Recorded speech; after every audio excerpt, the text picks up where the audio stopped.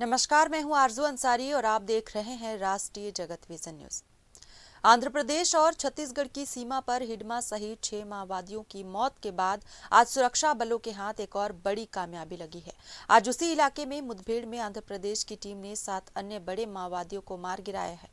आंध्र प्रदेश के उल्लूरू सीताराम जिले के मारेडमल्ली थाना क्षेत्र स्थित जीएम वालसा गांव के जंगलों में ग्रेहाउंड्स की एक बड़ी कार्रवाई में 7 माओवादी मारे जाने की खबर है। ये वही इलाका है जहां एक दिन पहले ही दंडकारण्य के शीर्ष माओवादी कमांडर हिडमा मुठभेड़ में ढेर हुआ था।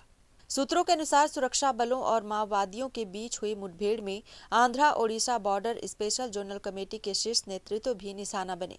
मारे गए माओवादियों में 1 करोड़ से अधिक का इनामी मेट्टूरी जोगाराव उर्फ टेक शंकर, AOBS-जेडसी मिलिट्री प्रमुख एवं केंद्रीय समिति सदस्य, 8 लाख की इनामक सीता उर्फ ज्योति, DVCM समेत संगठन के 5 अन्य एरिया कमेटी के सदस्य मारे गए हैं। मुठभेड़ स्थल से सुरक्षा बलों ने इलाके की घेराबंदी जारी रखी है और पूरे ऑपरेशन की जानकारी एकत्र की जा रही है। मारे गए माओवादियों की आधिकारिक पहचान और बरामद सामग्री के बारे में पुलिस द्वारा जल्द विस्तृत जानकारी जारी की जाएगी।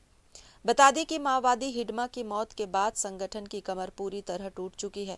देश में अब माओवाद खात्मे की ओर है। हिडमा की मौत के बाद आंध्र प्रदेश पुलिस की टीम ने उसके बटालियन के 50 कैडर को गिरफ्तार कर लिया है। ये माओवादी दक्षिण छत्तीसगढ़ के इलाके में छुपने की कोशिश कर रहे थे।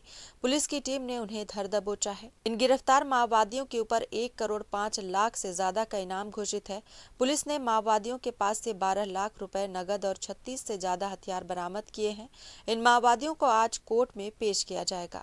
फिलहाल इस खबर में बस इतना ही। देश प्रदेश की खबरों से अपडेटेड रहने के लिए हमारे चैनल को सब्सक्राइब करें और नए खबरों के नोटिफिकेशन के लिए बेल आइकॉन जरूर दबाएं।